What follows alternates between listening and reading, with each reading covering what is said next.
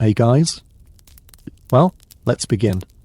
Tonight we travel far from cozy kitchens and glowing refrigerators, straight into a world where hunger isn't a feeling, it's a lifestyle.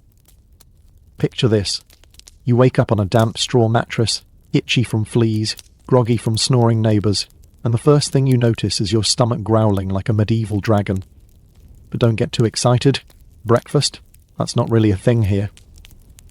You sit up, stretch your aching back, and blink into the smoky light filtering through a tiny, greasy window.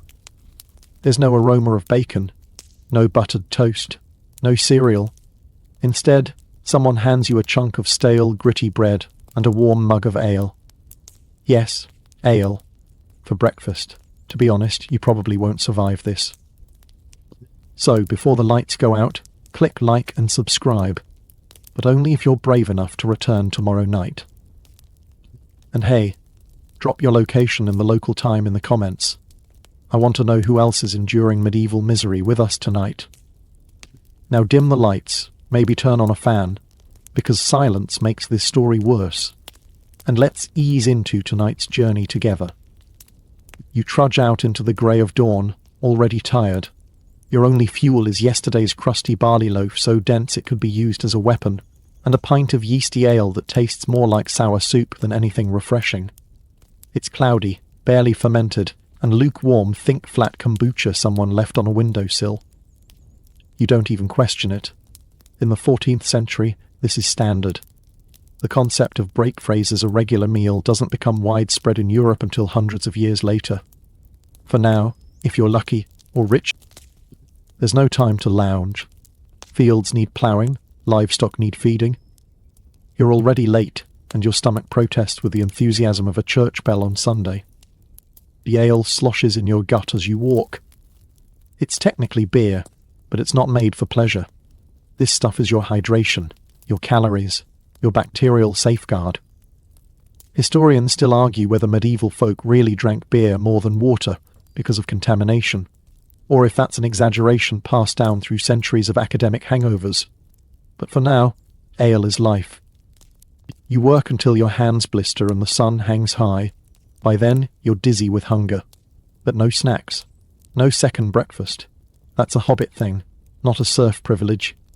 You fantasize about fruit, or maybe cheese, but nope. The nearest orchard belongs to a lord, and the last guy caught picking apples was publicly flogged. The bread you had earlier? It's what historians call maslin bread. A coarse mix of barley, rye, and whatever other ground-up grain could be scavenged or stolen. There's grit in it, from poorly milled flour. Literally, grit, like chewing sand. Not surprising, considering the flour is ground between sandstone millstones, which shed tiny pebbles into your dough. That sound your teeth make when they hit it? That enamel surrendering. You remember once, a village woman tried to bake softer bread using imported wheat flour. She sold it at market, and was accused of witchcraft. It rose too nicely. True story, people distrusted fluffy things. By noon, you've burned more calories than you've consumed. You sneak a glance at your neighbour, gnawing a crust with more jaw strength than a warhorse. No one complains. Complaining is for nobles. Someone offers you pottage later, a watery mush made from lentils, maybe oats, and possibly yesterday's scraps. Maybe it's good, maybe it's terrible. You take it anyway. Hot food is hot food. A bell rings in the distance. Monks calling for prayer, maybe. You pause, squinting toward the abbey on the hill. Religion dominates this world. It tells you when to eat, when to fast, when to repent for the crime of gluttony, which, ironically, you've never committed. Someone farts loudly. No one reacts. Everyone's digestion is terrible. The sun starts to dip, and the promise of dinner feels distant and vague. You spot a cat on a fence post and wonder, for half a second, whether it's meat. You laugh it off, nervously. Historians still debate how often medieval folks ate meat. Outside of feast days, it was mostly rare, unless you're rich, which you're not. You get roots, maybe beans. As the day winds down, you think about what you'd give for a banana. or a granola bar. Something soft, something sweet. You rub your belly and sigh. Your evening meal might be more bread, more ale, if you're lucky, something from the stew pot, if it's your turn. But for now, your body aches, your stomach protests, and you realize why people here aged fast and died young. Still, the stars are out, the night air is cool. You chew slowly on your second hunk of bread, savouring the feeling of something in your mouth, no matter how dry and joyless. You try not to think about tomorrow, or the ale waiting for you at sunrise. You wake to the sound of coughing. Someone's hacking up a lung in the neighbouring cottage. Or maybe it's your own throat, trying to reject the dust you inhaled from yesterday's bread. You sit up, slowly, your spine protesting like an old wooden door. Today's bread will be no better. Probably worse. You shuffle toward the hearth, where someone left a cloth-wrapped loaf from 2 days ago. It's hard. Really hard. Like a knock-out a bandit hard. You bang it on the table experimentally. Dust puffs up. Not flour. Just... This is what passes for the daily staple. Coarse, brown, and barely edible. It's called horse bread in some regions. Not because it's made of horse, but because it's the kind of stuff you wouldn't mind tossing to one. Full of bran, mill dust, mashed up peas, and anything else remotely bread-like. Once in a while, if you're very unlucky, you spot a blackish lump and realize it's mold. If you're extremely unlucky, it twitches. Welcome to medieval baking. Ovens are rare, unless you're in a village that shares one. Most people just bake in open hearths using cast-iron pots or ashes. You chew slowly, carefully. Every bite risks a cracked tooth. Try chewing gravel for 40 years. That's the vibe. But worse than grit is the uninvited protein. You remember once biting into a loaf and hitting something crunchy that wasn't stone? A bug? A mouse turd? You didn't want to know. You never looked again, just chewed, swallowed, pretended. You weren't alone. Even nobility sometimes dealt with tainted flour. Weevils were part of life. They had no storage tech like we do. No Tupperware, no vacuum seals, just sacks and hope. The baker down the road once tried something radical, sifting the flour with a woven cloth to get the bugs out. He was considered eccentric, possibly dangerous.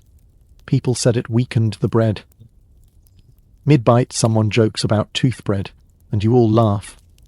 Not because it's funny, but because laughing is easier than weeping. The sun rises higher. You haul yourself toward work. On the way, you pass a bakery with a slightly less terrifying aroma. Richer folk eat white bread fine wheat, sieved and soft. It's called manchety, and it's reserved for nobles, priests, and rich merchants. You won't taste it unless you're arrested, taken to court, and served it as part of your last meal. Honestly, not the worst plan. The scent drives you mad.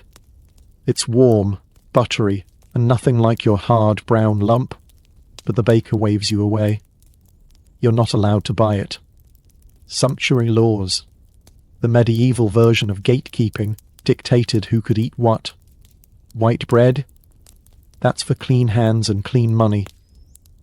You sigh and keep walking. A woman stumbles past you carrying a basket of loaves. She slips. The bread hits the mud. She groans, but then picks it up, wipes it off and keeps going. No one flinches. No one gasps. Dirt bread is still bread. Even lords couldn't always avoid contamination. Their bread might be white, but it was still at the mercy of medieval kitchens. Ever heard of trencher bread? It's a big, thick slice used as a plate. The nobility would pile stew, meat, sauces on it, then give the sodden slab to servants or beggars afterward. Free food? Yes, but also soaked with grease, saliva, and whatever fell from a noble's mouth. Historians still argue whether this practice was charitable or just lazy tableware strategy. You bite your lip and chew another mouthful. It's dry as a bone. You wish for something to dip it in, but last night's pottage is long gone, and the pot is crusted with cold mush. Scraping it feels like mining. In some villages, there's communal bread baking. Families take turns using the town oven. But someone burned their loaves last week, and now the baker charges extra. You don't have coin, so it's back to hearth baking with soot smoke seasoning. Even when bread comes out well, it doesn't last. No preservatives. It's rock hard within 48 hours, unless you soak it in broth. But broth requires meat. Meat requires money, and you have neither. You glance over at the children playing in the dirt, chewing on crusts like chew toys. Their teeth are already yellow, and they're 7. If they make it to 20, they'll probably be missing half of them. You've heard whispers about a miller's trick, how some millers skim off flour and mix in sawdust. One village hung a miller for it. Whether it was true or just envy, no one knows. But you can't help wondering if the odd woody crunch in your bread today is more than just bad milling. You hear another joke. In this village, the bread has more bark than the trees. You try to smile. Your jaw clicks ominously. Night comes. You sit by the hearth and hold your last chunk close to the coals to soften it. Just a little warmth. Just enough to chew. Tomorrow's bread might be worse. There's talk of a bad rye harvest. Last time that happened, people got sick. They called it holy fire hands burning, limbs twisting, visions of demons. Now we know it was ergot poisoning, a fungal infection in rye grain that causes hallucinations and convulsions. But back then, you were cursed, possessed, or worse, a heretic. You say a silent prayer and bite again. It's hard, it's bland, it's your lifeline. Your stomach rumbles again, louder this time, as if insulted by the meagre breakfast of stone-laced bread and tepid ale. You try to distract yourself with work, but your thoughts keep drifting back to that village rumour about someone roasting a rabbit last week. You picture it sizzling, skin crackling, the faintest wisp of fat dripping into the fire. Then reality bites back. Meat is rare, expensive, and dangerous. You're not in the market town, where butchers might sell freshly killed livestock under the wary gaze of the guilds. You're a peasant. You eat meat maybe twice a month, if that. And even when you get it, you don't ask too many questions about the smell, or the colour, or the age. You trudge past a neighbour boiling something in a dented iron pot. You breathe in. Spices? You blink in surprise. A sharp, peppery aroma wafts into your nose. Could it be real pepper? Cloves, the neighbour says proudly, covered the rot right up. And that's when it hits you. The meat is spoiled. To be clear, spoiled meat is normal here. If it looks vaguely red and holds together when skewered, it's considered edible. And before you judge, remember, no fridges, no ice. Just salt, smoke, vinegar, or hope. Spices, meanwhile, are medieval miracle workers. Pepper, ginger, nutmeg, cinnamon. These aren't just for flavour. They're status symbols, mouthwash substitutes, and most importantly, powerful cover-ups for meat that should have been buried last Tuesday. But don't get too excited. Spices are more expensive than your clothes. Sometimes they're locked in chests like jewellery. In fact, historians still argue whether spices were used regularly in home cooking, or just showcased during feasts to impress other rich people. Either way, you're not getting any. Instead, your spiced meat is likely flavoured with local herbs, garlic, mustard seed, wild thyme. Not bad, honestly. But even that can't fix decay. You stare down at a bit of pork that's more grey than pink. Your host urges you on. The smell means it's ready. He smiles. You try not to gag. Cooking doesn't help much. Medieval fires are inconsistent, and ovens, when available, are worse. People learn to overcook meat just to be safe. Charred outside, chewy inside. Ever had boiled beef for 6 hours straight? You chew it like leather. And even nobles suffered. Their meat was fancier, venison, peacock, swan, but it travelled long distances. No ice trucks, just a wagon and a prayer. By the time it arrived, it was aged, which was noble speak for iffy. One record tells of a banquet where the main course smelled so bad, servants passed out. The Lord still ate it, spiced to perfection. Sometimes they knew the meat was bad but served it anyway. They believed the body could handle it if it was balanced with the right sauce. Vinegar and spices were seen as medicinal, purging the rot with flavour and faith. It rarely worked. You once saw someone eat an old goose that had clearly turned. By nightfall he was pale and clammy. By dawn he was gone. The priest said it was his time. The cook said it was undercooked. You said nothing. You remember being invited to a wedding feast once. They roasted a whole pig. It smelled incredible, looked incredible, but you watched the cook stuff cloves into the mouth and belly, not for seasoning, for masking. People still got sick. One woman blamed it on bad humours. Another blamed it on envy. No one blamed the meat. You come home to a bowl of scraps. You pick through it. A sliver of bone, a piece of gristle, something that might have once been tongue. You chew anyway. You start to dream of spices, not because they taste good, but because they mean clean. The wealthy could afford both flavour and safety. For them, bad meat was a mistake. For you, it's dinner. You once heard about a merchant who paid for cinnamon with silver bars. Another story claimed saffron was worth more than gold. People would dye other roots yellow and pretend it was saffron. Spice fraud was a literal crime. Still, everyone wanted a taste. Just a pinch. Just enough to say you weren't poor. There's a popular saying, the spice hides the sin. And it's true, but the sin is still on your plate. You sniff your stew again. Maybe it's fine. Maybe it's deadly. Either way, you eat. Hunger doesn't wait for perfection. By now, your tongue feels numb. Not from seasoning, from chewing. Your jaw aches. You consider just swallowing, but you've done that before and regretted it later. You glance at the fire. Some say smoke purifies food. Others say it just coats the bad taste in soot. Historians debate whether these cooking methods actually made food safer or just spread disease with slower flair. One thing's for sure, food in medieval times isn't about pleasure. It's about survival, deception, and denial. And tomorrow might be a fast day. So eat that grey goose leg, pretend it's fine, laugh at the taste, and thank the saints it wasn't raw. You wash it down with ale, hoping the alcohol kills whatever just crawled into your gut. The sun hangs low now, and you follow your nose toward the smell of, well, something. It's hard to say what. It's warm, thick in the air like smoke and onion, with the faintest whiff of boiled shoe. You arrive at the village cauldron. It's massive, blackened with age, patched with iron, permanently set over a pit of embers in the centre of the communal square. And inside it, a stew so old it might have existed when your great-grandmother was born. No one remembers when it started. No one dares clean it. This is perpetual stew, or as some villagers call it, the forever pot. A simple idea. Keep a stew simmering over days, weeks, even months. Just keep adding to it.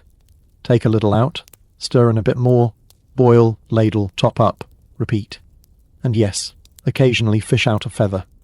You peer into the bubbling brown mystery. There are bits of cabbage, something leggy, maybe a carrot, maybe not. Floating on top is a slick of fat like a medieval oil painting. And the smell? It's evolved beyond description. Part earthy warmth, part desperate hope. A boy hands you a bowl, grinning. You don't ask what's in it. You never ask. Curiosity killed the last guy. You just thank him, take your portion, and blow gently before sipping the thick, gritty broth. It's not bad, honestly. The flavour is complex, like 17 dinners mashed together and simmered into a memory. It's filling, and that's all that matters. You find a bench. Sit beside an old man who's been eating from this pot longer than you've been alive. He claims he remembers a chicken once going in. Just once.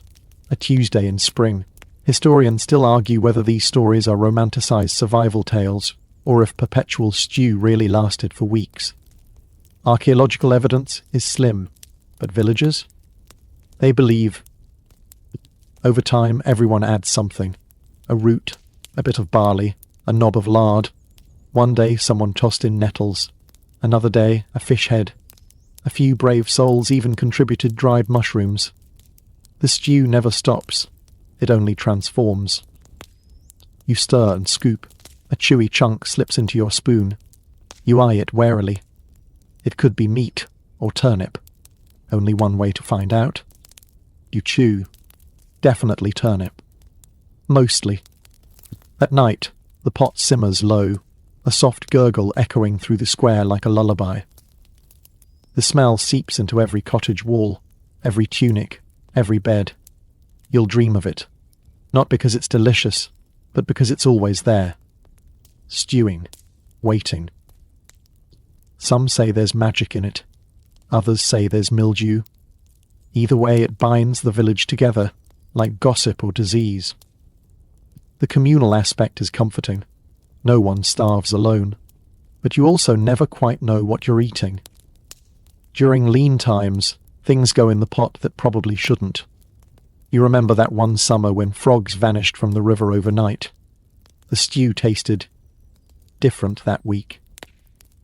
You sip again and feel something slide against your lip.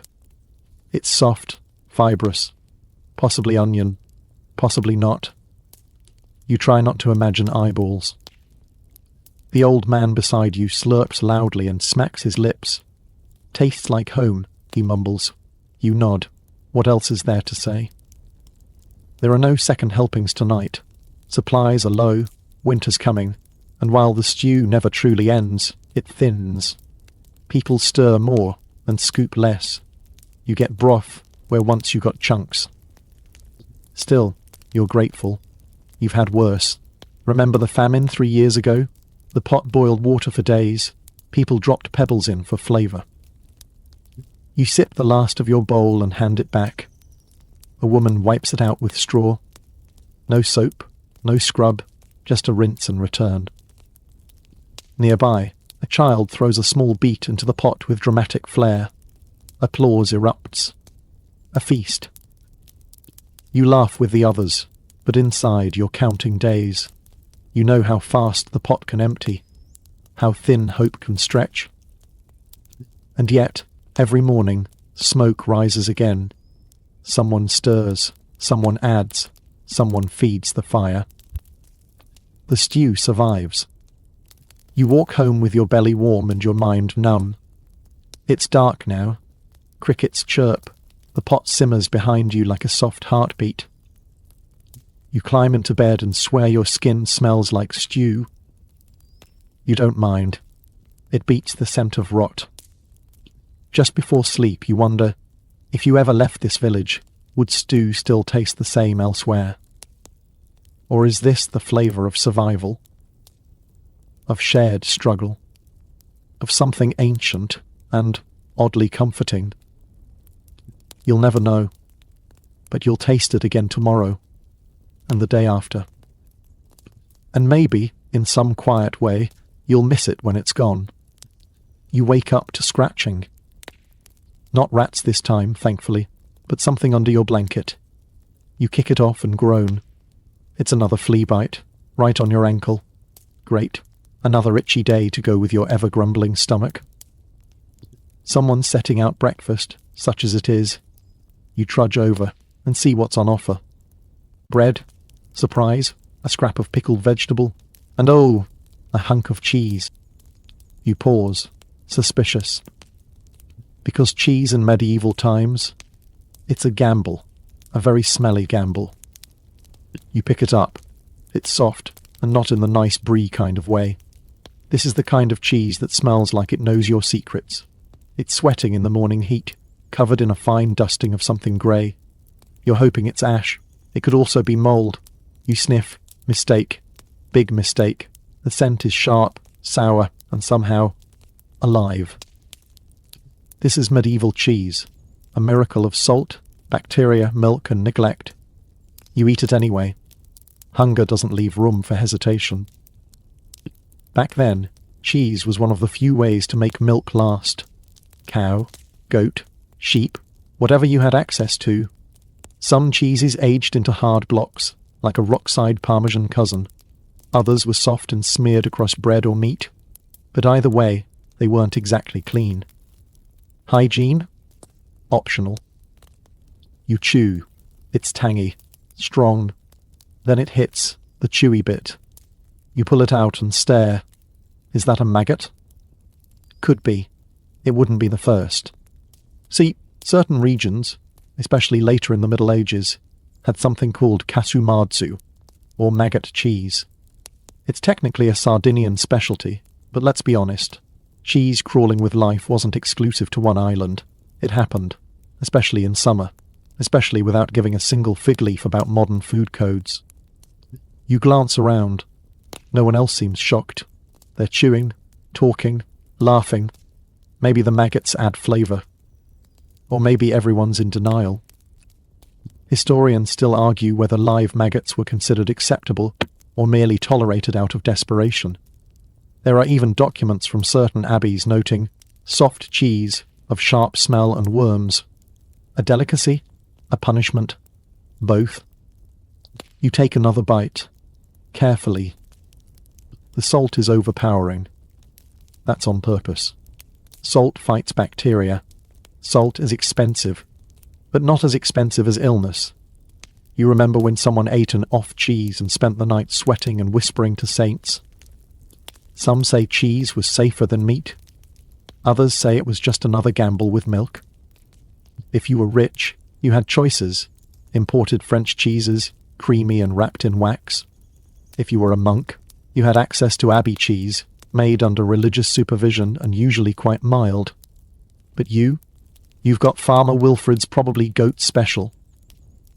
It pairs beautifully with yesterday's bread and whatever gut bacteria survived the stew. There's no butter, of course. That's a luxury.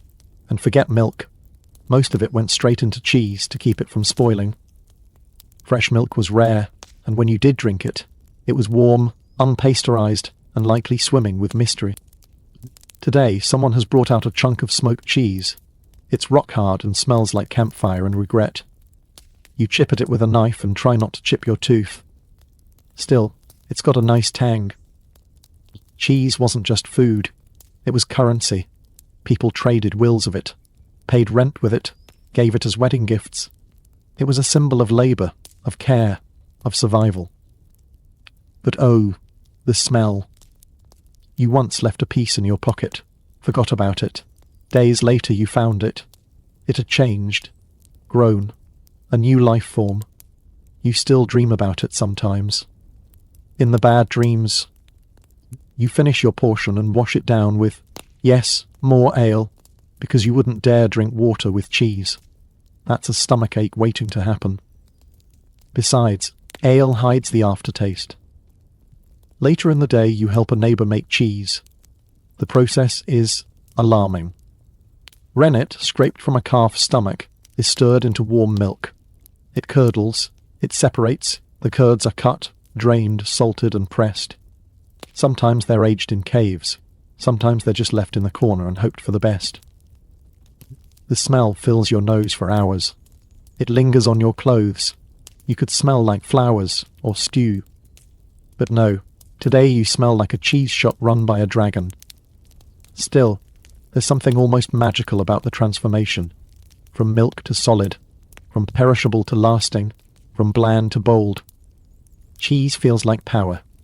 The ability to store food, to stretch calories, to survive.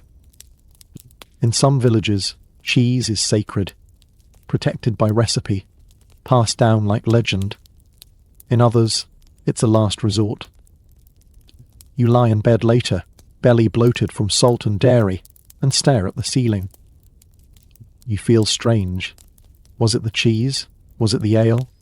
Was it the bug you swallowed by accident when laughing? No one knows. No one ever knows. All you can do is hope. Hope that tomorrow's cheese bites less. Hope the maggots don't return. Hope your stomach wins the war. And maybe, just maybe, dream of something soft and sweet and utterly impossible. Like cheesecake. The next morning, your mouth feels like an old burlap sack left out in the rain. You sit up, blink, and instantly remember. You're thirsty, but water, that's tricky. Because here's the thing about medieval water. It's trying to kill you. You look around. There's a bucket of water near the hearth. It's murky. Bits of hay float in it. Something wriggles. You decide, instantly, that today's beverage will once again be ale. It's not that people didn't drink water in the Middle Ages. They absolutely did. But it was dangerous. Wells could be contaminated. Rivers were used as laundromats, latrines, and occasionally graveyards. And those charming streams in pastoral paintings? Full of microbes. Historians still argue just how much medieval people knew about waterborne disease. Some think they had no idea. Others argue they understood the connection, just not the microbiology. Either way, the rule of thumb was, don't trust the clear stuff. You make your way to the kitchen, if you can call it that. There's a jug of weak ale on the table. Not the tasty kind. It's what they call small beer, barely fermented, about 1–2% alcohol. Made from the second or third mash of grain. Think flat, warm barley tea with foam. Still, it's safer than water. At least the boiling and alcohol kill some of the threats. You gulp it down, trying to pretend it tastes like orange juice. It doesn't. It tastes like damp bread and metal. But it's coldish, that's something. There's cider, sometimes, especially in apple-going regions. It's stronger than ale, but equally unreliable. You remember one feast where someone drank 3 mugs of happy cider and started preaching to the chickens. That was a good day. And of course, there's wine. For the wealthy. Or for monks. Or on special days if the bishop's in town. You once got a taste. It was sour, cloudy, and deeply disappointing. But hey, wine. The poor, meanwhile, made do with herbal infusions. Basically proto-tea. You've tried some. Boiled mint, elderflower, rose hips. Not bad. Better than river water. And if you're feeling brave, try posset. That's milk curdled with ale or wine. Sounds horrifying, looks worse, but sometimes it settles the stomach. Other times, it empties it. Someone once tried to sell you rainwater, collected from a thatched roof and stored in a barrel. You declined, mostly because of the dead squirrel floating in it. You hear a child coughing outside. Not a cold, it's the flux.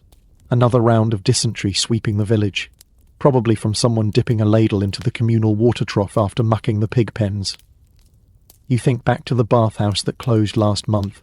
Something about a parasite outbreak. No one was surprised. You take another sip of ale and thank the brewing gods. Speaking of brewing, it's a family affair, often done by women known as alewives. You know one down the road, big hands, missing 3 teeth, but brews a mean mug. Her kitchen smells like yeast, honey, and mild panic. Her beer has body, character, occasionally a frog. But it's beloved. Once, you helped her stir the mash.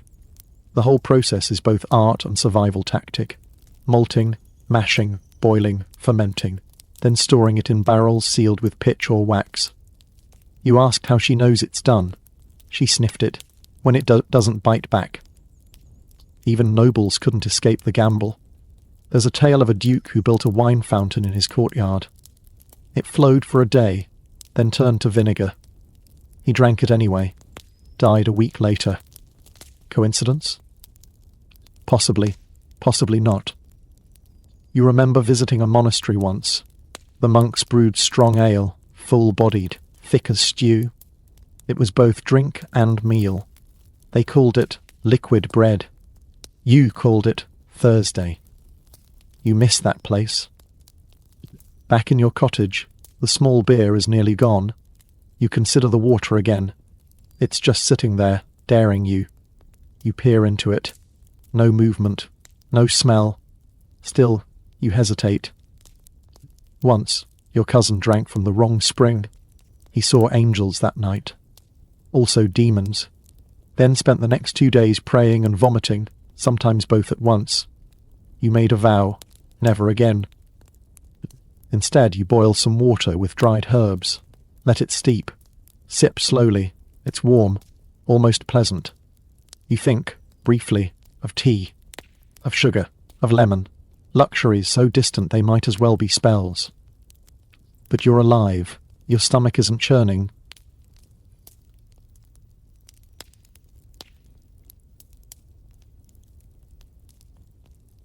Some people ferment milk, some drink buttermilk or kefir. You tried once, it smelled like defeat, and yet nobles called it healthful. You suspect they were drunk when they said it. As night falls, you visit a neighbour. They've got fresh cider, made from bruised apples, mashed and pressed. It's strong, it's cloudy, it's delicious. You drink deeply, feel the warmth spread through your chest. The day fades, the worries blur, your belly quiets. You know it won't last. Tomorrow brings more thirst, more choices, more risk. But for now, your cup is full, and that's enough. By morning your mouth is dry again, and your cider haze has faded into a dull reminder that even the good stuff doesn't stay good for long. You rub your eyes, stand slowly, and feel that familiar hollow ache gnawing at your belly. You glance around the room. There's no breakfast waiting, just the same crust of bread and maybe, if you're lucky, a ladle of stew. But you know how it works. Today might be feast, or it might be famine. There's no in-between. You step outside. The village is quiet, suspiciously quiet. A cold wind blows past your feet, and you notice the dogs are gone. That's not a great sign. Dogs don't skip meal times. In the distance, someone coughs. A deep, barking sound. Another wave of something is going around. You mutter a prayer and head toward the square. At the communal cauldron, there's a line, but the smell isn't promising. Thin steam curls upward, not the hearty fragrance of carrots or onions, but the sharp, watery tang of boiled weeds. Welcome to a famine year. The harvest failed last season. Too much rain, or not enough, or a pest infestation, or just bad luck. Whatever the cause, the fields are empty, and so are the pantries. You ladle yourself a scoop of pottage, barely thicker than water. It tastes like grass, desperation, and salt. You pretend it's fine. Everyone does. Medieval life is a roulette wheel of abundance and emptiness. Some years the granaries fill, ale flows, pigs are fat, you feast, you forget hunger. Other years you scrape lichen off rocks. Feasts happen, of course, weddings, holidays, saints' days, but they're rare and uneven. When they come, they're glorious. You remember one where there was actual honey, actual roasted lamb. You ate until you cried. But for now, it's famine. You pass a neighbour pulling bark from a tree. She's boiling it down with oats to make a bitter porridge. Someone else is digging up nettles to add to stew. A boy is skinning a hedgehog. You don't ask. Even nobility aren't immune. You hear rumours that the baron's table has shrunk. His wine is watered. His meat is half rancid. His servants are fleeing. Historians still argue how widespread famines were, but church records, weather journals, and desperate scribbles in monastery margins suggest they were frequent and brutal. Crops failed, plague spread, people died. Sometimes from hunger, sometimes from the things they ate instead of food. You remember hearing about people boiling shoe leather, about folks baking cakes from clay and lard, about a man who tried to eat moss. Desperate choices. Dangerous choices. One storytelling whispered, never confirmed, tells of a remote village where a family vanished. A pot was found boiling, but no meat nearby. No one investigates too closely. Everyone pretends the stew was deer. You try not to think about that as you sip your nettle soup. During famines, class lines blur. Briefly, nobles ration food, peasants barter boots for bread. Religion steps in with Feast of the Poor, events, but they're rare, performative, and often serve more pride than people. And then there's the weather. It always turns worse during famine. Cold winds, Grey skies. You wrap yourself in your cloak and feel lighter than you should. A neighbour hands you a root. It's soft, pale, and unidentifiable. Boil it, he says, 3 times. You nod. You know the drill. Some roots are safe, some are poison, and some just don't fill the stomach. Children cry more during these seasons. Elders grow silent. The stew pot simmers, but the contents look like mud. And yet, you keep going. Because occasionally, a miracle arrives. A shipment of barley from another town. A surviving pig. A bit of dried fish forgotten in someone's cellar. One winter, your uncle found a cache of turnips buried beneath straw.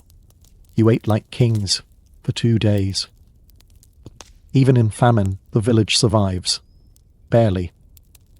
You've noticed people eating slower now, chewing longer, not for savouring, but to stretch time, to feel full.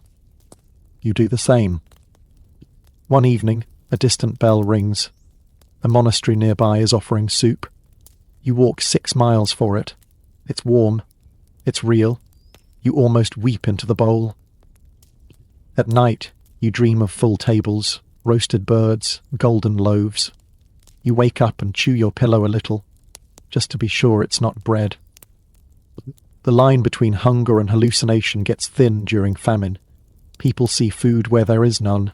They imagine feasts, and then they cry. You curl under your blanket. Your stomach is hollow, but your spirit, oddly, is not. Because you're still here, still alive, still stirring the pot, still hoping for next season. And if you're lucky, just maybe, tomorrow will be a feast. You wake to the sound of coughing again, only this time it's not your neighbour's. It's coming from inside your own chest. Your body feels heavy.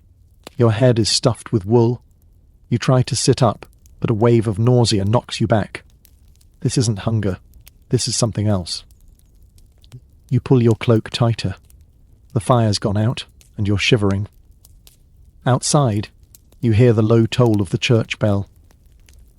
Someone has died. You don't ask who. You already know. It's plague season. Again. There's a nervous energy in the village. People whisper. Doors are shut. The communal pot is boiling, but fewer people gather around it now. Not because they're full. No one's full. But because they're scared. Of each other. You force yourself up and walk slowly to the square, wrapped tight in wool and prayer. The stew simmers. The smell is familiar, but your nose isn't working right today. You can barely taste anything. A woman hands you a bowl. Her hands shake. She wears a pouch around her neck, rosemary, lavender, cloves. People believe strong smells ward off disease. It doesn't work, but it makes them feel better. You tie one on too. You're not taking chances. The stew is thinner than ever.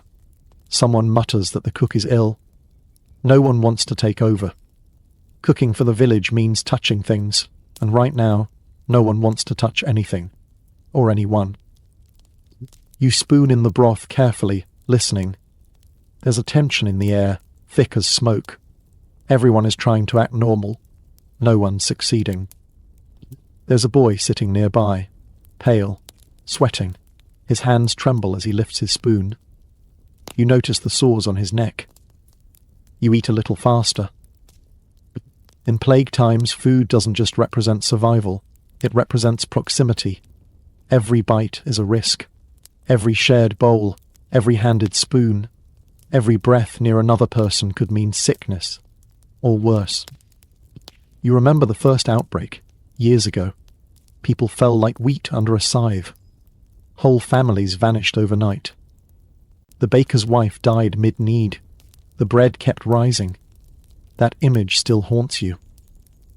Historians still argue whether food itself spread the plague, or just the filth surrounding it. The truth is, no one's sure. Rats, fleas, filth, bad air, all suspects. But once it's in the village, it moves fast, and it doesn't care if you're hungry. You eat fast, then you leave the bowl behind, unwashed. No one wants to touch it. You pass a house marked with a black X. You don't slow down. That house won't have stew tomorrow. Even funerals are rushed. No wakes, no proper blessings. Just a cart, a grave, and silence. You saw one yesterday. A bundle wrapped in cloth. No one followed. The monastery sends someone every few days with plague bread. Hard loaves baked with vinegar and ash. It's supposed to be purifying. It tastes like regret. But you eat it anyway. There's also plague wine. Boiled, sweetened, steeped with herbs. Sometimes it's fortified with brandy. It burns going down, and people swear it works. You've seen nobles bathing in it. You try not to think about that while drinking your ale, which now tastes suspiciously like dishwater. At night, you boil onions. Not to eat, just to smell. Some people hang them from rafters. Others smear garlic on their doorposts. Anything to trick the plague into skipping their house. A healer offers you cured meat rubbed in sage and mustard seeds. You want to believe, but your stomach growls louder than your doubt. You eat. You sit by the fire with your cloak pulled tight, staring at the embers. You haven't spoken to anyone all day. No one dares linger. You wonder, if this is the end, will you go out hungry? There's a knock at the door. A neighbour leaves a small parcel. A few beans. A slice of beet. You nod through the crack in the door. No words, just gratitude. And distance. In plague years, food becomes ritual, symbol, desperation. You boil the beet. Eat it with salt. Chew slowly. Imagine it's roasted duck. At night, the bell tolls again. And again. And again. You don't sleep. Instead, you lie awake and think of all the meals you might never eat. All the stews that will never boil. All the hands you'll never shake again. Your stomach growls. The most reliable part of you. You smile, just a little. Because if you're still hungry, you're still alive. It's a cold morning, and today you're not allowed to eat. No one's watching you exactly, but everyone is watching everyone else. You know the rules. It's St. Something's Day again, and that means fasting. You sigh, sit up and listen to your stomach protest. There were over 140 fasting days in the medieval calendar. Wednesdays, Fridays, Lent, Advent, Saints' Days, days of mourning, days of waiting, days of repentance, and apparently days where God doesn't want you to eat anything that tastes remotely satisfying. The Church says fasting cleanses the soul. It reminds you of your spiritual duties. That hunger brings you closer to the divine. To be honest, it mostly brings you closer to chewing on your sleeves. You make your way to the fire pit. There's no meat today. That's strictly forbidden. No dairy either. Milk, cheese, eggs, all off limits. Butter, forget it. Even fish sometimes gets a side eye, depending on the bishop's mood. You're left with vegetables, grains, legumes, boiled into a bland mush so flavourless it might just make you holy. The stew today is lentils, maybe, or barley, or crushed sadness. You stir it slowly, watching it bubble like regret. Someone next to you mutters, "Do you think God's hungry too?" You both laugh, because if you don't, you'll cry. Fasting wasn't optional. It was law, enforced by church, reinforced by neighbours, baked into social order. Eating meat on a holy day? That's not just rude. That's a sin, a reportable one. There were even church courts for dietary offences. One woman in Kent was fined for frying bacon on a Friday. Another was excommunicated for baking a buttery tart during Lent. Imagine being banished from your village for eggs. Historians still argue how strictly these rules were enforced.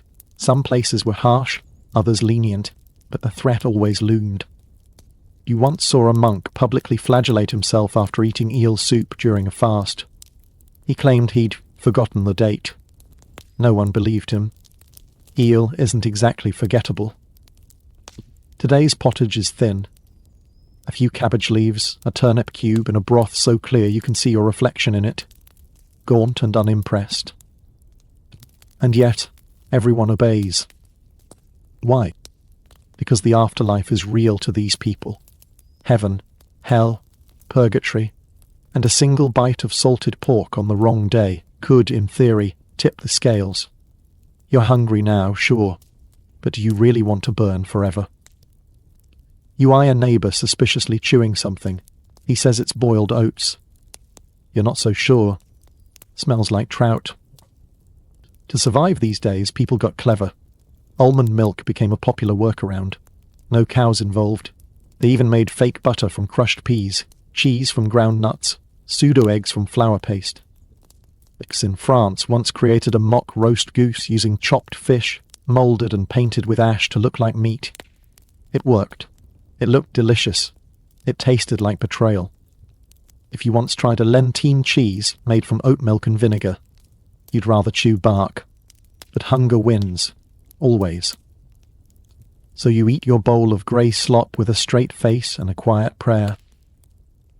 No feasting, no snacking, no pleasure.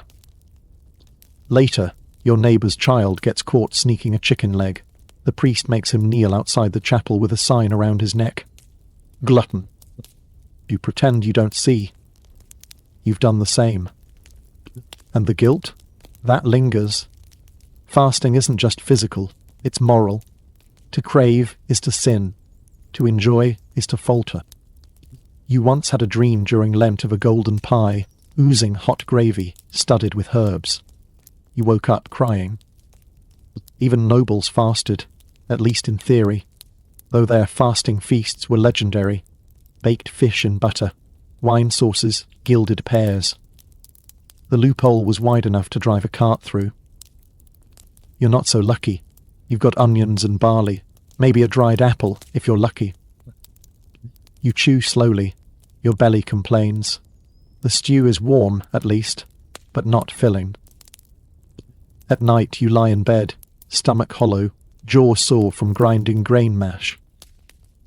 And you wonder, would God really mind a bite of bacon? But you don't test it. Not tonight.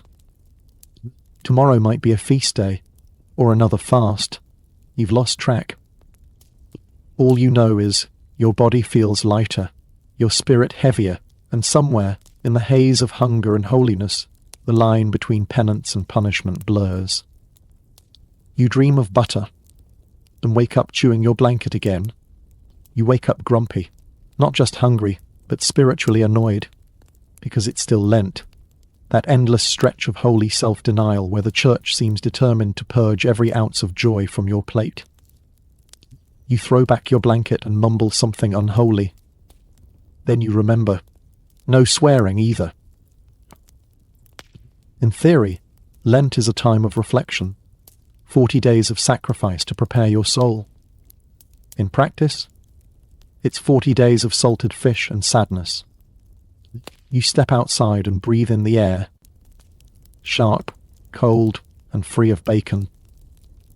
Someone down the road is boiling something. You can smell it. You hope it's soup.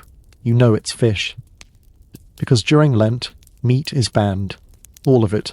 No pork, no beef, no chicken, no duck. If it once had legs and warm blood, it's off the table. That includes butter, cheese, eggs, unless you have church permission or a noble title. Or both. But fish. That's still fair game. So you eat fish. Salty fish, dried fish, smoked fish, fish that's been rehydrated and boiled until it weeps. You remember yesterday's meal, a sliver of stockfish, dried cod, imported from Norway, hard as lumber. You soaked it for a day, then beat it with a mallet just to make it chewable. The taste, like wet rope, with the afterkick of guilt. Today, it's herring, again, pickled, salty, oily, still vaguely staring at you. You take a bite. It fights back. You try not to think about how this is your life now, holy hunger, and briny breakfasts. Historians note that Lent was both a religious mandate and an economic opportunity. Fish markets thrived, rivers were overfished. Even monasteries got rich selling salted fish to the desperate faithful. Some clever folks tried to dodge the rules. There's a famous tale of a bishop who argued that beavers counted as fish because they swam. The church agreed. People started stewing beaver tails in Lent. True story. You once heard about a noble who declared puffins were fish too, because they live by the sea. Close enough. The church's logic? Flexible when it's profitable. You stare at your bowl. It's got fish stew. Sort of. Mostly water, some onions, a tail. You sigh and chew. The bones poke the inside of your cheek. You keep chewing. People got creative during Lent. You remember that nun who made monk sausages out of ground almonds and honey? Sweet, weird and oddly convincing. Too bad she was fined for impersonating joy.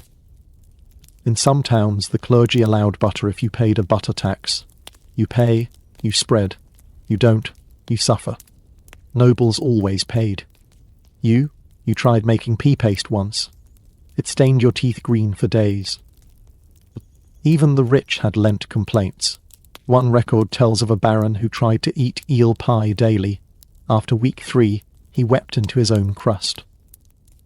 Still, some people like fasting. They say it clears the mind, builds discipline. You suspect they're already full. You nibble on a crust of rye bread and stare at the fire. Someone enters, grinning. I found carp. You force a smile.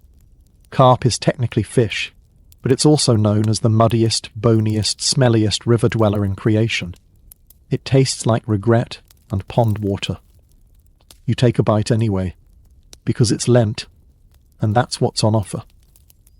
You've heard legends of Lenten tables with elaborate fish pies shaped like birds, swans made of salmon, turtles disguised as roast pigs. But those are courtly fantasies.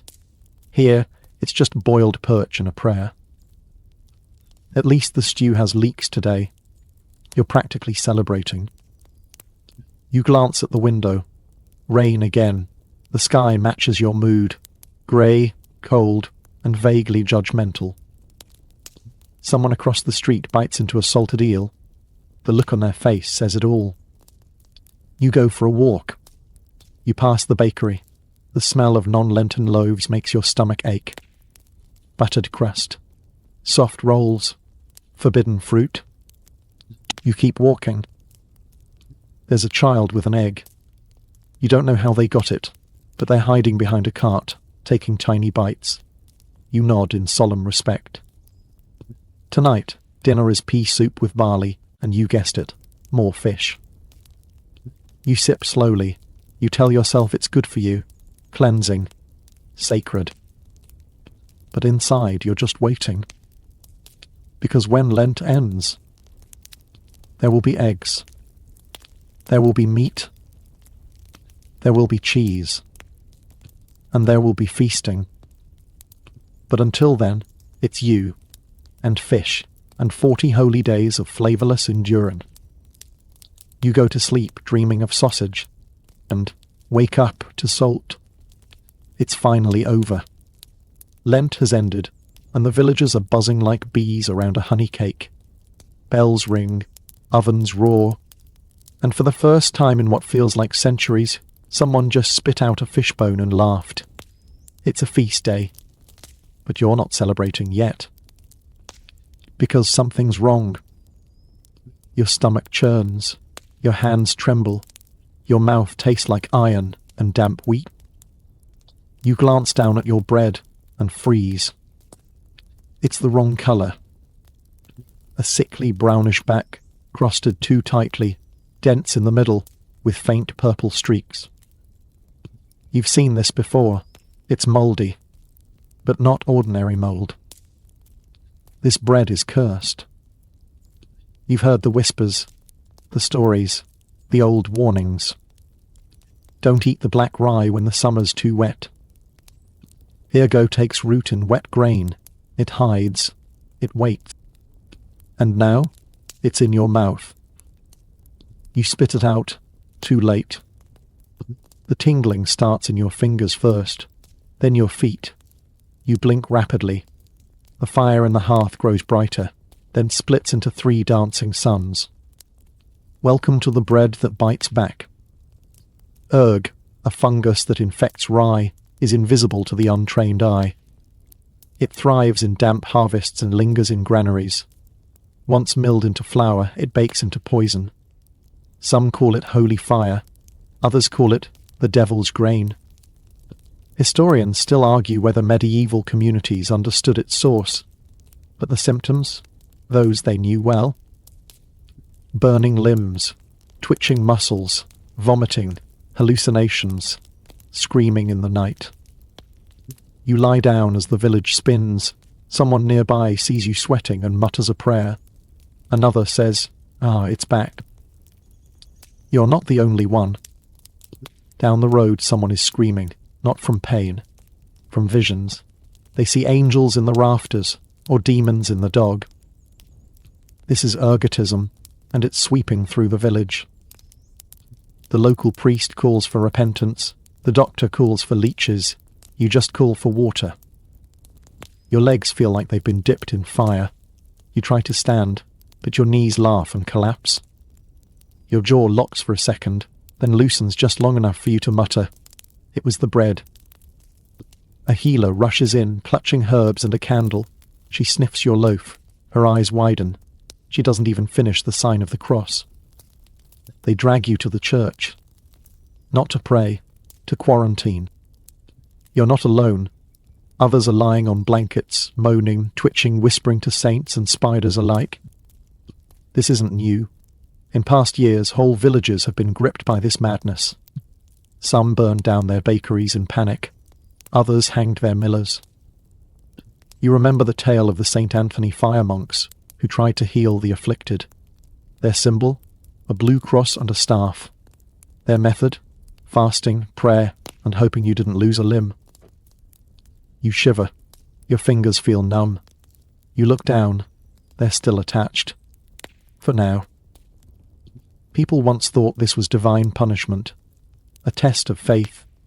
Others blamed witches. You, lying on the floor, just blame the bread. The fever passes in waves. You sweat, you freeze, you hear a flute playing somewhere, except there's no flute. Your neighbour is dancing, alone, on one leg, in the mud, laughing and weeping. You see someone being carried, their limbs twisted, their eyes wild. It's ergot, all right. In your brief moments of lucidity, you try to think, could it have been prevented? Drier storage? Better milling? But then the heat returns, and you see the ceiling open up into stars. You dream that your bread talks to you. It says, "I warned you." Eventually, a healer pours vinegar water into your mouth. You gag, but the sharpness helps.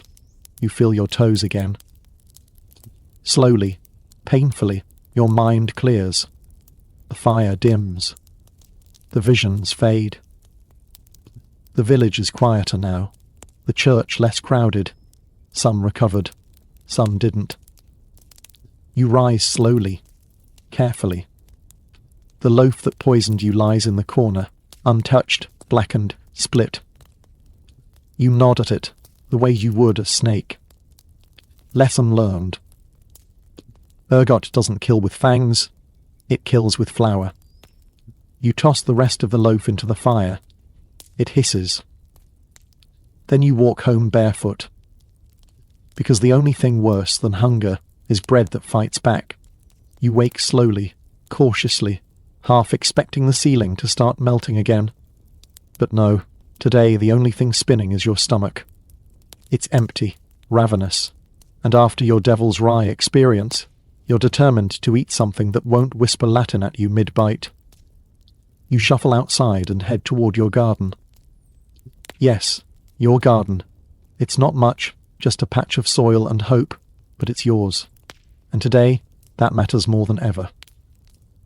Because while nobles feast on boar and honey-glazed pears, you grow onions, leeks, beans, and dreams.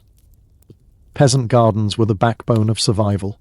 Simple, persistent, essential. You don't need a feast when you can yank a leek from the ground and call it dinner. You crouch, yank, and instantly tear the root. Typical. Still, you clean it, sniff it, and smile. It's earthy, fresh, real. No mold, no curses, no flaming hallucinations. You also find a few turnips, some limp parsley, and a single glorious garlic bulb. You clutch it like a relic. It's a humble harvest, but it's food, and in a world of famine, feast calendars, and fish pretending to be birds, a root vegetable is sacred. You bring your haul inside and start prepping. Leek stew, again, but this time with garlic. You feel like royalty. As it boils, the scent fills your tiny cottage. Warm, savoury, sharp enough to keep away both rats and demons. You lean in and sigh. Not quite roast lamb, but close enough for a peasant on a Tuesday. Gardens weren't just survival. They were rebellion, a quiet one. Because while lords dined on swans stuffed with other birds, yes, really, you had wild sorrel and cabbage so fierce it could bite back. Historians still argue how much produce peasants actually had access to. Official records focus on grain, not greenery, but archaeology and folk memory paint a richer picture. Backyard gardens, hedgerow snacks, medicinal herbs, and seasonal foraging. You remember one spring when your aunt boiled nettles into soup? Another time, your cousin grew peas so sweet they made you weep? There's pride in planting, power in growing what the Lord doesn't own. Nobles scoffed at vegetables, food for animals, they said. But you eat like a dirt-loving king. You ladle yourself a bowl of stew and sit near the hearth. Every bite tastes like safety, like knowing exactly where your food came from. Outside you hear a neighbour muttering about rabbits and her carrots. A good sign. If the rabbits are hungry, that means something's growing. People forget, meat wasn't the centrepiece for most villagers. It was the side quest.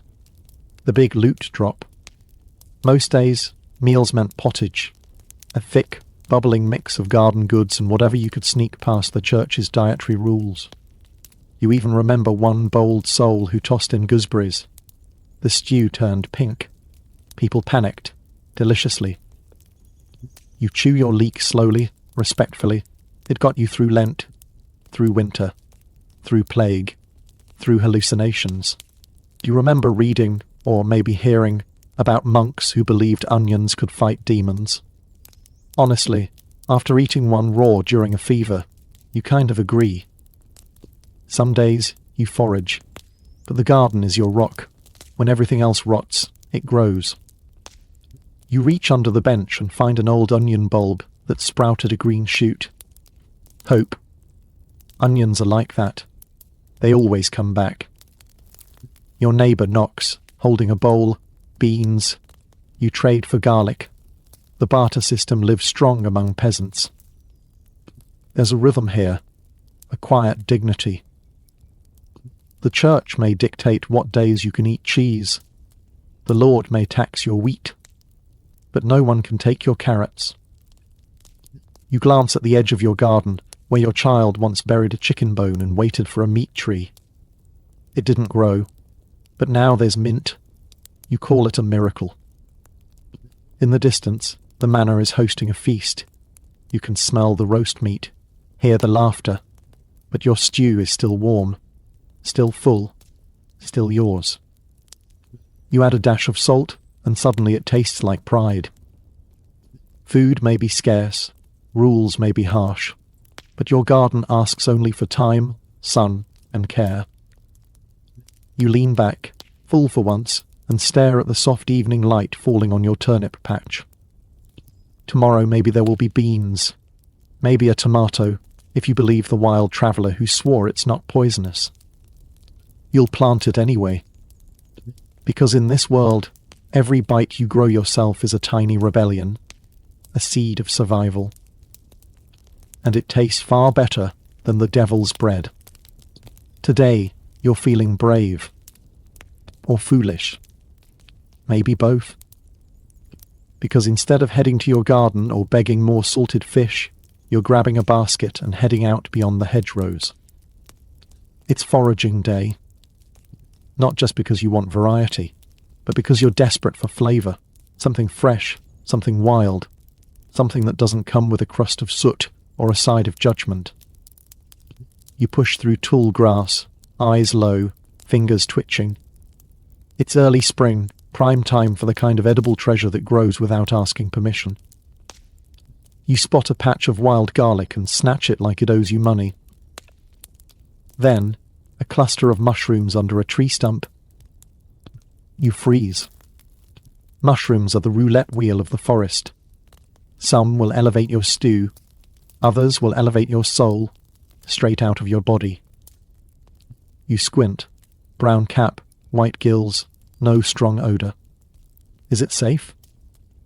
Historians still argue how well medieval folk identified mushrooms. Some evidence shows widespread knowledge. Others say the death rate from bad fungi judgment was high enough to inspire village ghost stories. You decide, not today. Instead, you move on to berries. Red, plump, innocent-looking. You pick one, sniff it, hesitate, and hear a crow caw sharply behind you. Is that a sign? Probably. You put it back. Foraging is a delicate art of guessing, hoping, and sometimes vomiting behind a bush. But it's worth the risk. Because wild food is free, and in a society where food is power, free is revolutionary. You wander further. Nettles excellent in stew. Dandelion greens, surprisingly edible. Dock leaves, chickweed, crab apples. You stuff them all into your basket, whispering thanks with each pluck. Somewhere, a neighbour is digging up wild horseradish. He waves a root like a sword and grins. You nod solemnly. Fire is flavour. On your way back, you find a beehive. You freeze. Honey is gold. Honey is wealth. Honey is also guarded by tiny winged demons with spears. You pass. You're brave, not suicidal. Back home you dump your haul on the table. The stew pot gurgles expectantly. You toss in greens, herbs, the tiniest berry, and a handful of crushed snail shells. For calcium, someone once told you. That person no longer lives here. You're still unsure if it was a joke. You stir and wait. The smell? Heavenly. It smells like not fish, like not bread, like not Lent. You sip. It's earthy, a little bitter, very green, but undeniably alive. You chew slowly, imagining yourself as some kind of forest lord, a druid with a very specific diet. You'd wear moss. Your staff would be carved from leek roots. You pause mid-chew. Is that mint? You grin, a surprise gift from the hedgerow gods. You remember stories of famine years when people boiled tree bark, made soup from clover. One village famously survived on snail porridge, another invented rock broth, essentially water boiled with stones for vibes. Your meal feels like a triumph, like nature looked down and said, "Okay, you can have this one." But wild food isn't all joy. Last summer, someone brewed tea from the wrong flour. They spent 2 days seeing glowing cows and trying to marry a fence post. Another time, someone thought he'd found truffles. He had. They were already claimed by angry badgers. Foraging, like everything in medieval life, is part science, part superstition, part raw instinct. You chew a dock leaf and reflect. At least it's not mouldy rye. The sun sets. You share some stew with a neighbour. They bring roasted chestnuts. You trade a dandelion root for a few. You chew them slowly, savouring every smoky, earthy crunch. At night, your stomach is full. Your head is clear. You didn't hallucinate. You didn't die. You foraged. You survived. You sleep with the scent of wild garlic on your breath and dreams of soft moss and honeycombs just out of reach. Tomorrow, maybe you'll try the mushrooms. But probably not. You wake up to the thick smell of smoke, not the warm, toasty kind. No, this is the kind that clings to your lungs, coats your tongue, and makes every single thing taste like a burnt sock. Which can only mean one thing: someone's cooking. You step outside and sure enough, the village hearths are roaring. The air is blue with smoke trails, drifting lazily from chimneys, from open fire pits, from blackened clay ovens. One woman fans her fire so aggressively it looks like she's summoning a demon. Another is already yelling at her for stealing the wind. You sigh.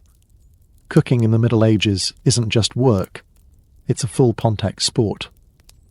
Your own fire is stubborn this morning. It takes 3 attempts, a scraped knuckle, and a few whispered curses to coax the flames to life. You set your soot-blackened pot on the iron trivet and stare into it, wondering what flavour today's fire will add. Because no matter what you cook, soup, stew, porridge, it's going to taste like smoke. Cooking indoors means open hearths, no chimneys in most peasant homes, just a hole in the roof if you're lucky. The air inside, a blend of burning wood, ash and desperation. Your eyes water constantly. Your tunic smells like you've been hugged by a tree on fire. The walls are covered in soot. Your hair is probably flammable. And the food? Edible, mostly. You throw in yesterday's pottage scrapings, a few leeks and some barley.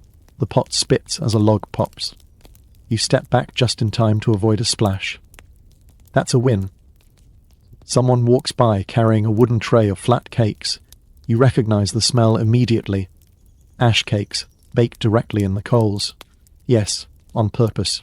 You once tried one. Crunchy, charred, tasted like regret. But hey, it fills the gap. Historians often debate how efficient medieval cooking really was. On one hand, people used what they had. On the other, what they had were open flames, bad airflow, and soot-flavoured everything. You recall a feast where the meat was accidentally dropped into the fire. They served it anyway, called it blackened pork. Everyone nodded as if it was fancy. You stir the pot again. A gust of smoke punches you in the face. You cough, wiping your eyes with a sleeve that only makes it worse. Above you, the rafters are dark with decades of cooking smoke. You've heard stories of birds dying up there, roasted by accident.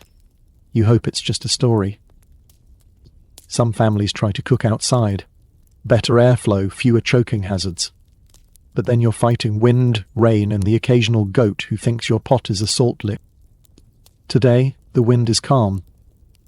You're lucky. You pull a clay pan from the side of the fire and attempt to bake a flatbread. The trick is not letting it stick. You fail. You peel it off with a knife, only mildly panicked, and flip it. It lands mostly where it should. The bottom is blackened. The top is raw. Perfect. Some people build bread ovens, huge stone beehive shapes that retain heat like magic. If your village has one, you take turns. If not, it's ash cakes and burnt stew for life. You once tried cooking with an iron spit, hung a chicken over the fire, turned it slowly like the nobles do. Then the dog jumped up, snatched it mid-roast and fled into the woods. You haven't tried again. Someone nearby is making porridge. You can hear the bubbling, the scraping. The smell of scorched oats drifts over, comforting and slightly tragic. There's talk of smoke flavour becoming trendy among the rich. Nobles with clean kitchens try to recreate the taste by burning spices deliberately. You find that hilarious. You've been eating smoke-kissed stew since birth. You're practically a trendsetter. You ladle your meal into a wooden bowl and settle by the door. The sun's out. The smoke drifts harmlessly overhead for once. You take a bite. It's hot, a little bitter, slightly gritty. But it's warm and real. You notice a bit of ash floating on top. You eat it anyway. There's comfort in this ritual. even if every meal tastes vaguely like fireplace. The fire may burn your eyes, but it also keeps you alive. You think of the rich, with their kitchens staffed by servants, their bread baked golden in lime-lined ovens, their meals untouched by flame or failure. Then you take another bite, and chew proudly. Because there's no menu here, just survival, soot, and a stubborn kind of flavour you've grown to love. Another day, another meal with your fingers. You sit at the long wooden bench, surrounded by tired villagers and a few too many dogs, waiting for your turn at the stew pot. No forks, no napkins, just your two hands and whatever crust of bread you've got left to use as a plate, spoon, and occasionally a napkin. Because in the Middle Ages, table manners weren't so much about elegance as they were about survival. The stew arrives, lukewarm, brown, chunky. You dip your fingers in cautiously, blowing on the broth and trying not to scald your knuckles. Across the table, someone slurps loudly. Another person picks something out of their bowl, inspects it, then eats it anyway. There's no judgment. This is normal.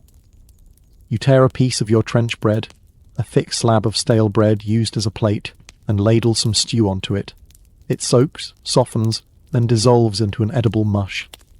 Congratulations. That's your dinnerware. If you're lucky, you eat it. If you're not, you donate it to the dogs. Trenchers have been part of meals for generations. Nobles use fancy manchet bread, thick and firm, replaced after every course. You're on day 3 of the same rye plank, and it's starting to smell like feet. You take a bite anyway. The dog under the table eyes you like a hawk. He knows the rules. If you drop it, it's his. If you hesitate, he'll take it anyway. A child sneezes into her bowl. Nobody flinches. Honestly, that might improve the flavour. Medieval table etiquette was flexible. Historians note that manners were based more on practicality than politeness. You don't waste food.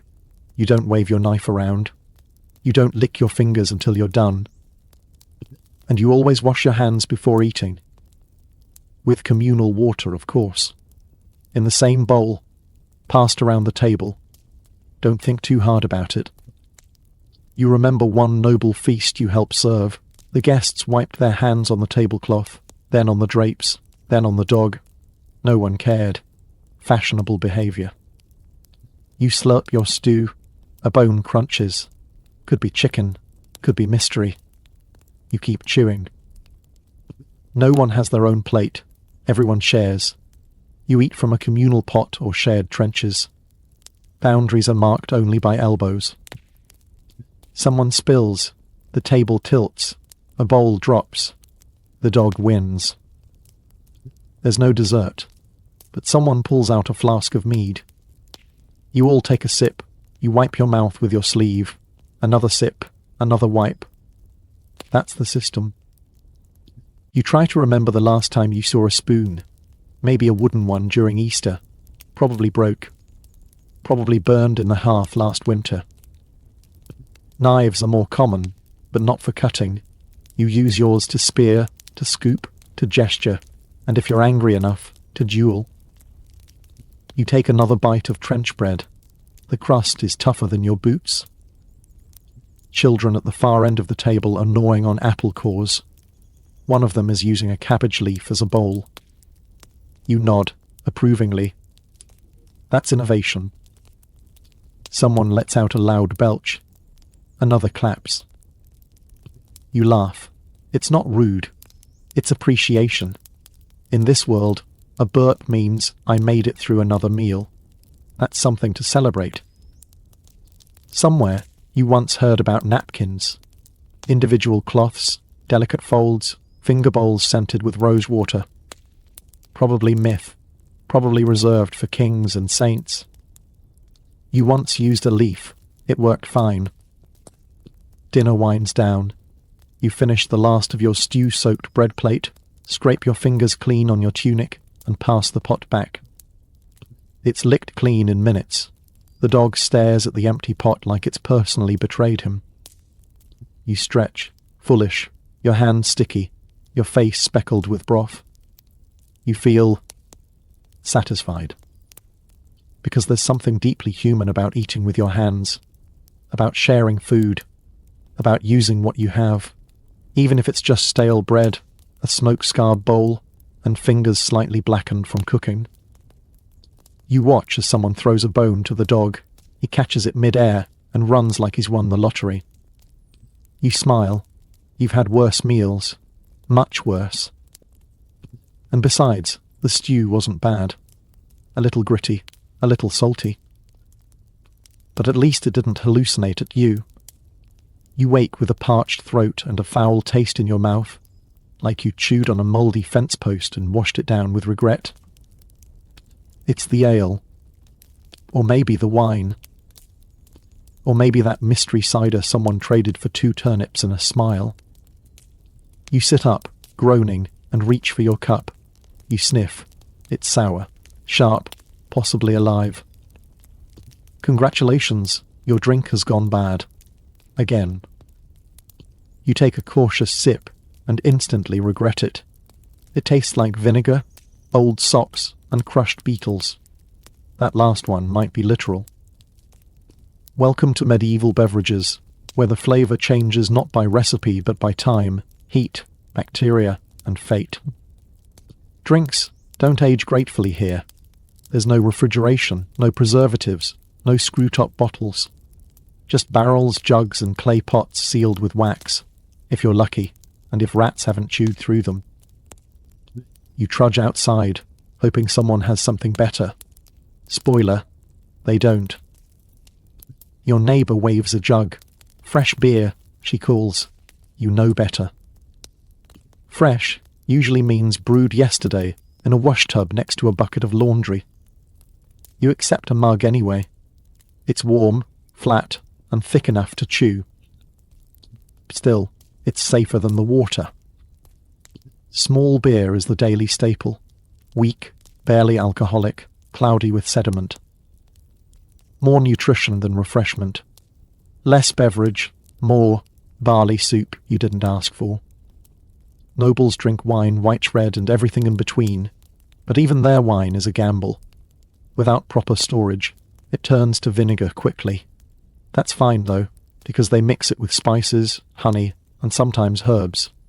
Anything to cover the taste of, oops, this fermented too long. You once had a sip of nobleman's wine. It was sour, herby, and inexplicably fizzy. He called it medicinal. You called it dangerous. Sometimes they toss in cinnamon, cloves, even pepper. Yes, pepper. Nothing says refined palate like burning your tongue on a medieval Merlot. And don't get started on mead. When it's good, it's sweet and golden, and makes you feel like a Viking bard. When it's bad, it tastes like fermented beeswax. Then there's posset milk curdled with wine or ale. It's technically a drink. Technically. You tried it once and immediately untried it. Other options. Cider. Sometimes wonderful, sometimes murky with the consistency of cold gravy. Herbal teas. Surprisingly pleasant. Mint, sage, nettle. They don't always help your stomach, but they taste like you're trying. Water. Still no. You remember the time the village well smelled like sulphur. Everyone got the sweats for a week. You boiled yours. It boiled back. You stuck with ale after that. Historians still debate how much wine and ale people really drank. Some argue it was constant. Others say water was more common than we think, especially in cleaner regions. But in this village, trust in water ranks just below trust in wandering minstrels. At feasts, nobles have Hippocrasa-spiced wine filtered through cloth and flavoured with sugar if they can afford it. You once tasted it. It was oddly gritty and had the afterburn of hot syrup poured over spoiled fruit. They toasted with silver goblets.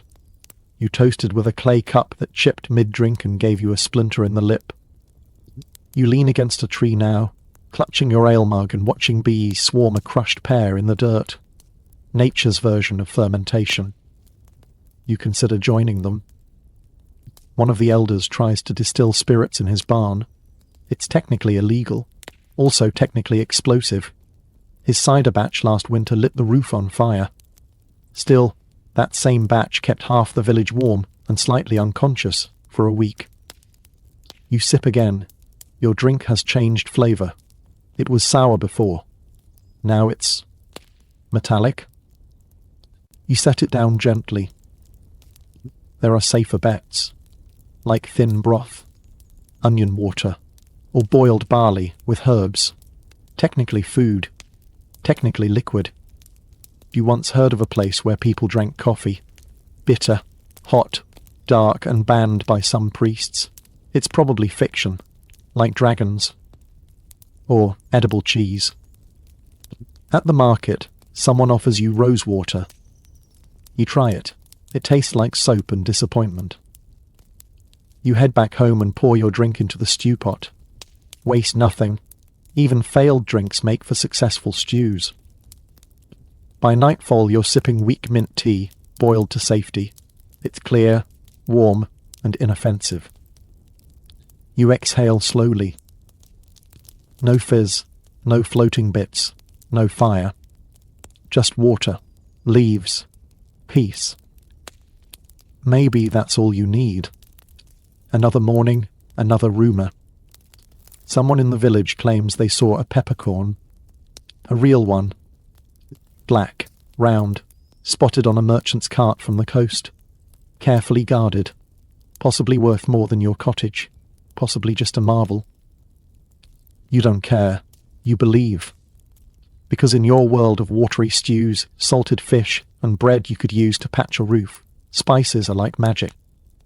You've heard of them, of course. Everyone has. Pepper, clove, nutmeg, saffron, cinnamon, ginger. Spices are for kings, nobles, monasteries with libraries and locked chests. You've never seen real cinnamon. You've seen sticks someone said were cinnamon, but they smelt like driftwood and tasted like candle wax. Still, you dream. Even now, as you chew a crust of rye that tastes like tree bark and self-doubt, you close your eyes and imagine flavour. Real flavour. You once had mustard. Real mustard. Not the bright yellow stuff from modern dreams, but a pasty mixture of crushed seeds and vinegar. You cried when you tasted it. Everyone thought you were just emotional from the harvest.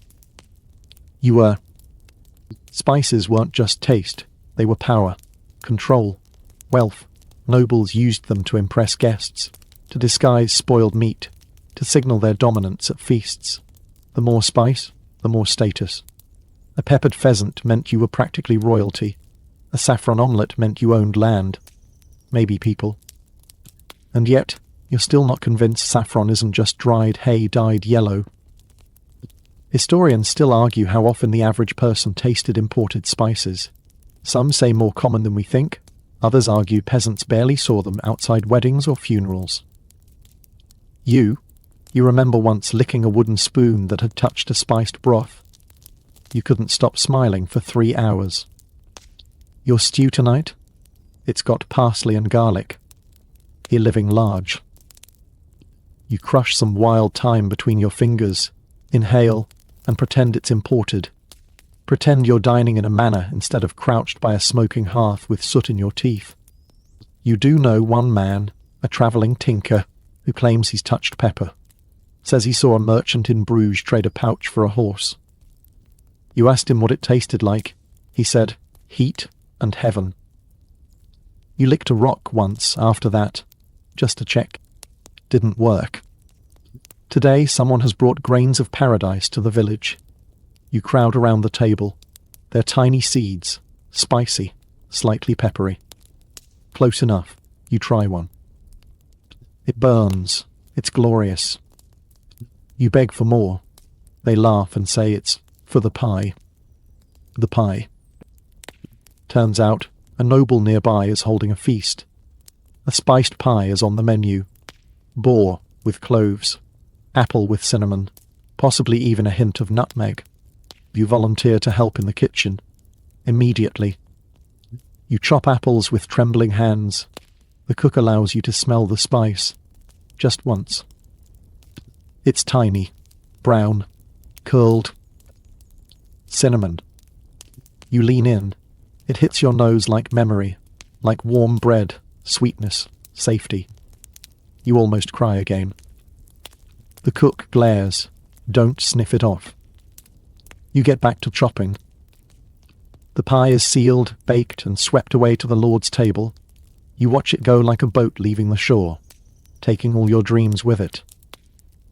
Later, you sneak a finger into the crust pan. Just crumbs and flavour. You savour them like gold. Back home, you boil herbs and dried onion. You add extra salt.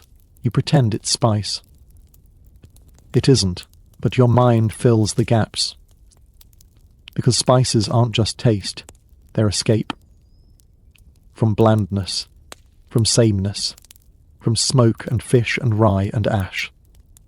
You chew your stew and imagine ginger, imagine heat, imagine roasted lamb with rosemary and clove, and a dash of something so rare you don't even know how to spell it. You sigh. You lick your spoon clean.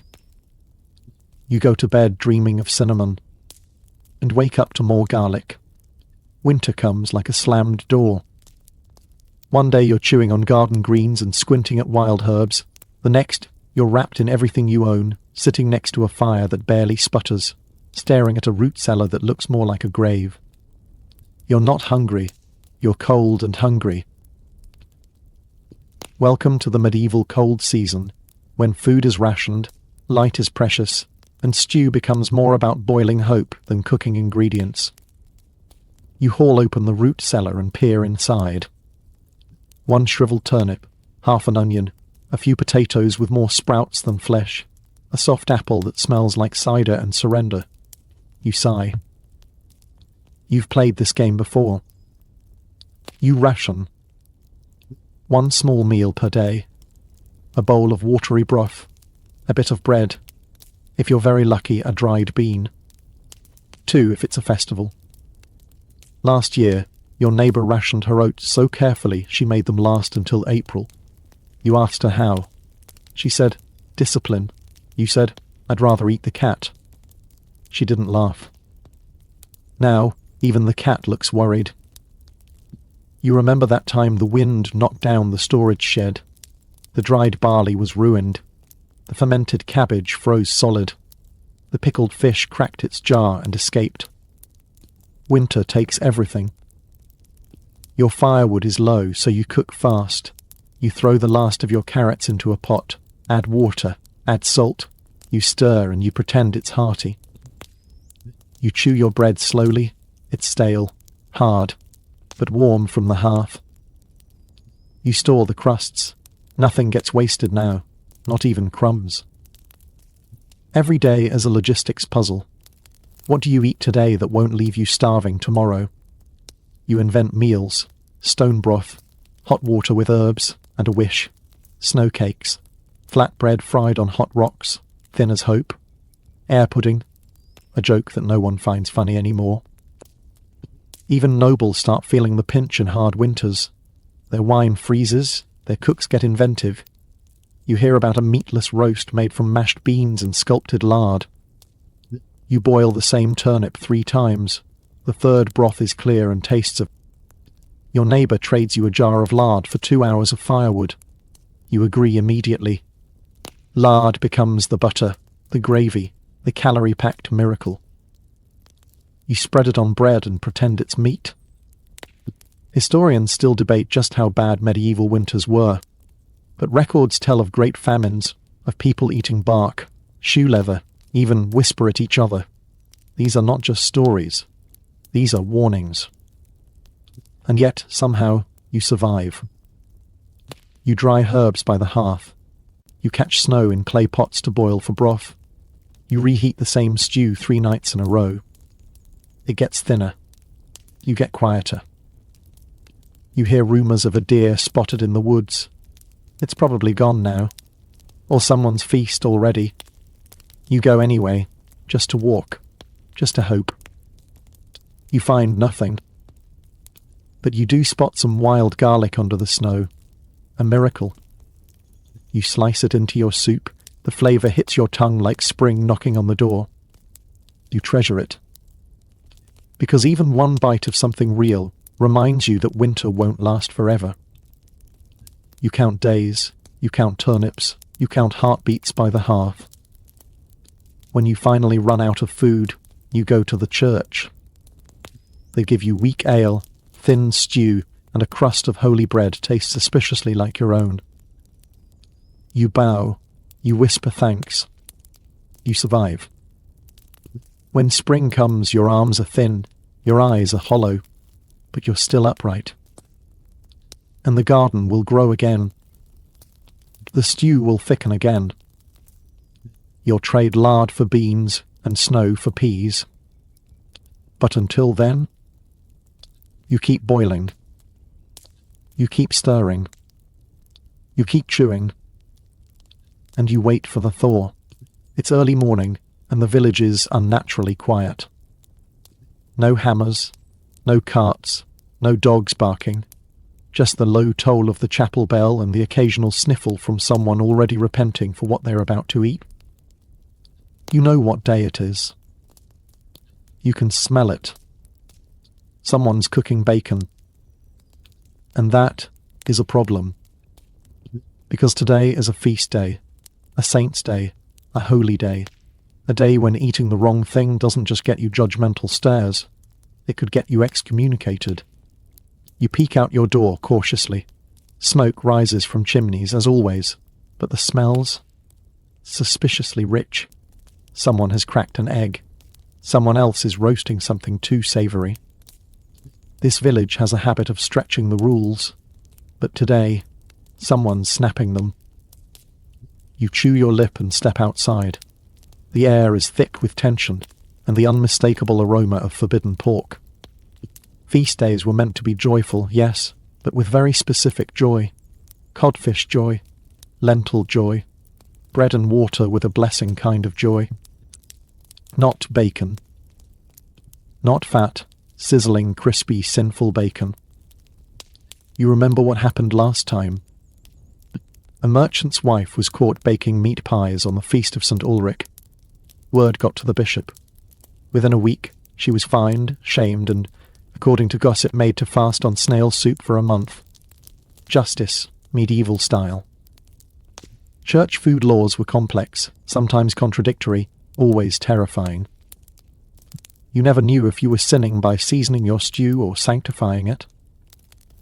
Eggs were technically meat, unless you had butter indulgences from the church.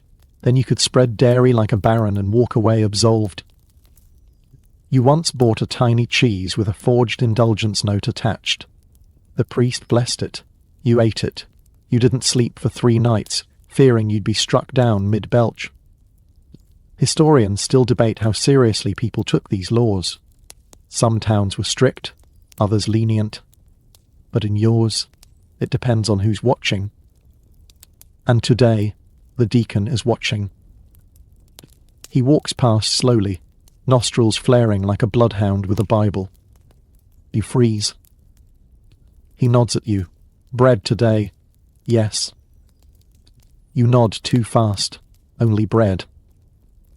He walks on. You sigh with relief and immediately turn toward the back door of your neighbour's cottage.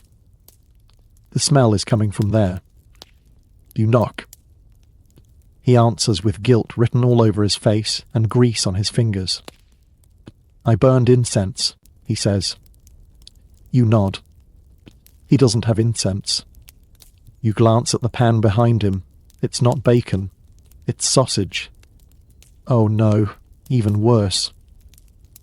You whisper, "What's the occasion?" He whispers back, "It's my name day." You understand. You both chew quickly, silently, over the back table. One link of sausage, shared between friends, steaming and spicy, and absolutely illegal. It's the best thing you've eaten all week. You finish. You don't speak. The pan disappears. The smoke is fanned out with a towel. The deacon returns, sniffing again. Your neighbour smiles. Just barley tea. You nod with him and chew a mint leaf to hide the evidence. Later, at the church feast, you are served pious porridge and a sermon. The porridge is bland, the sermon is not. The priest rails against gluttony, against excess, against people who flaunt their stomachs in the face of heaven. You chew dutifully, but in your pocket, wrapped in cloth. A slice of apple tart, real fruit sweetened with honey, made with flour, you were told not to use today. You smile quietly. Not out of rebellion, not out of pride, but because in this world, where food is rule, law, and threat, every forbidden bite feels like freedom. Just a little. You wake to laughter. Real, belly-shaking, table-thumping laughter. It's been a long time since a sound like that reached your cottage before the sun. You sit up, confused, until the scent hits you. Roast meat, butter, pastries, apples, wine. Today is a feast day, but not a holy one. Not a day of repentance or Lent or calendar-bound obligation. Today is a wedding, and that means something rare, nearly mythical. A real meal. Not survival, not subsistence, not salted stew sadness, but celebration. You pull on your best tunic, cleanish, patched where it counts, and follow the noise. The manor is alive. Carts arrive with barrels, tables groan under pies, servants rush about like startled hens, and the smell, it's overwhelming. Roasted goose, crackling pork, glazed apples, soft bread dripping with fat, cheese that doesn't try to bite you first. You're not a guest, exactly, but there's enough food for the village, and today that includes you. You grab a seat near the back. A wooden bowl appears in your hands. A mug of strong ale sloshes beside it. You blink. You haven't held a bowl this full in months. And then, without warning, someone brings you meat. You stare at it. It's warm, glistening, pink in the middle. It has texture, smell. The skin crackles when your knife presses down. You chew. You chew again. Then you stop, because suddenly your stomach flips. You feel the warning signs, that pre-cramp, that you shouldn't have eaten that tingle. Because in all the excitement, no one really asked, how long was this meat sitting out? How many hands touched it? Was it fresh? Was it, dear saints, properly cooked? Someone nearby is sweating. Someone else is holding their gut. A dog throws up under the table. You know what's coming. The great feast disaster. You rush to the edge of the square. So do 3 others. Everyone's holding their sides, burping regret. Because medieval feast food is dangerous. It looks glorious. It smells divine. But with no thermometers, no hygiene standards, and questionable freshness. It's Russian roulette with gravy. Historians note that food poisoning was common, especially after weddings, funerals, harvest festivals. People weren't dumb, they just lacked refrigeration. You retch behind a cart. You hear someone else yelling about bad eel pie. You hope yours wasn't eel. Back at the table, the feast goes on. The nobles toast. The musicians play. Someone juggles apples. You crawl back to your seat, pale, but technically alive. Someone offers you more meat. You smile. You wave. You very gently push your bowl away. Later, as the fire dims and the dancing fades, you nibble on bread and honey. Safe, familiar, unlikely to revolt in your gut. You sit with the other survivors. You swap stories. Remember that one stew with the frog legs? Ooh, yeah. Tasted like triumph. What about the garlic pancake? Burned, but blessed. You laugh, they laugh, it feels good. Because even though the food tried to kill you, again, you lived. Again. And that's the real medieval miracle. As the stars come out and the last fire crackles, someone passes around a bowl of dried fruit. You take a fig, you chew slowly. It tastes like sunlight and dust and time. You close your eyes. You're full, you're warm, you're somehow okay. Because no matter how bad the food is, how smoky, how spoiled, how soggy, how strict the rules, you always find a way to eat, and to laugh, and to survive.